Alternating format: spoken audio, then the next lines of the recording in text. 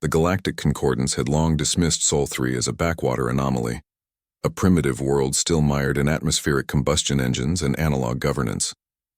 Humanity's application for observer status had been tabled, then forgotten, then quietly archived under non-viable species. After all, they hadn't even achieved stable warp travel. Their signals were weak, their art brutish, their history a litany of self-inflicted wounds.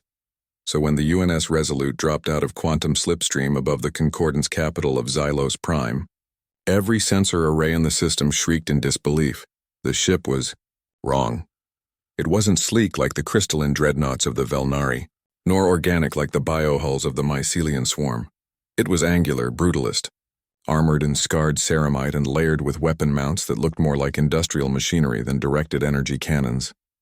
Its hull bore the pockmarks of micrometeorites and plasma burns, evidence of real combat, not ceremonial patrols. And it radiated heat like a dying star. High Arbiter Kalar of the Concordance stared at the tactical hollow, mandibles twitching. Scan it again. Confirmed, Arbiter, chirped the sensor technician, a jittery quarrel. Mass 28 million tons. Power signature, fusion-fission hybrid with secondary zero-point taps? That shouldn't be possible without a stabilized quantum lattice. Armament, 24 railgun turrets, 16 plasma lances, 18 missile silos, each capable of launching multi-warhead kinetic penetrators. And something else, a central dorsal emitter labeled Project Ares. No known energy profile. Kalar's frills flattened in alarm. They're broadcasting on open comms. A voice crackled through the chamber, deep, calm, and utterly human. Galactic Concordance, this is Captain Elias Vance of the United Terran Navy. We request permission to dock for diplomatic engagement. Also, your outer defense grid is leaking chronoton particles.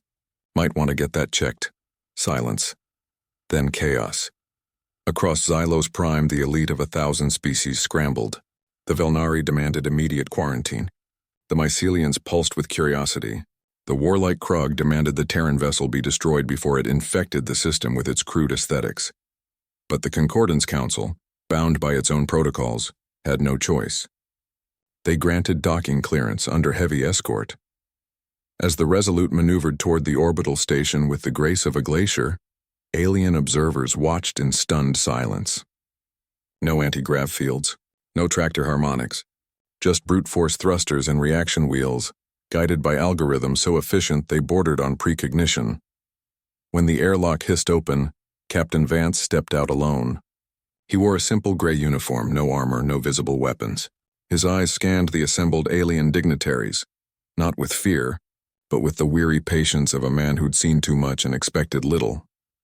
"Apologies for the unannounced visit," he said, voice amplified by a tiny throat mic.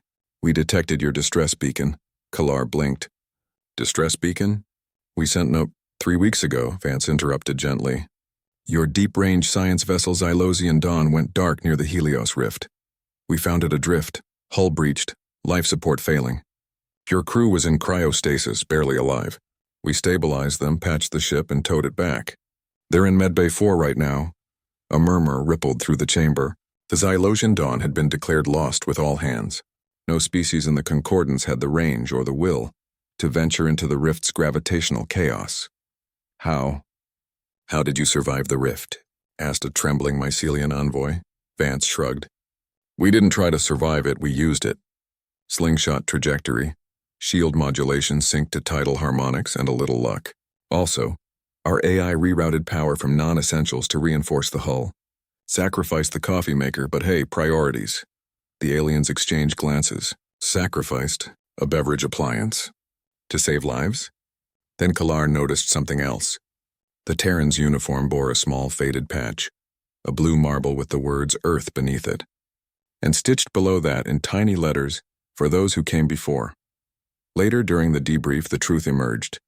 Humanity hadn't just reached the stars, they'd clawed their way out of extinction to do it. Climate collapse, nuclear winter, AI rebellions, plagues. They'd burned their own world twice and rebuilt from ash each time. Their ships weren't elegant because elegance didn't stop gamma-ray bursts. Their weapons weren't refined because war wasn't a game. It was survival. And now they'd crossed 400 light-years through hellish space. to return strangers they didn't even know. At the Concordance emergency session that night, the vote was unanimous. Humanity's observer status was not only granted, it was upgraded to full membership, with voting rights and a permanent seat. As the Resolute prepared to depart, Kalar transmitted a private message. "Captain, why help us? You owed us nothing." Vance's reply was simple. "Because someone once told us that civilization isn't measured by how you treat your equals, but how you treat the lost." The alien watched the Terran Battleship vanish into slipstream, its engines flaring like a promise. For the first time in centuries, the High Arbiter felt something unfamiliar, hope and awe. Because humanity hadn't just arrived, they'd reminded the galaxy what it meant to be alive.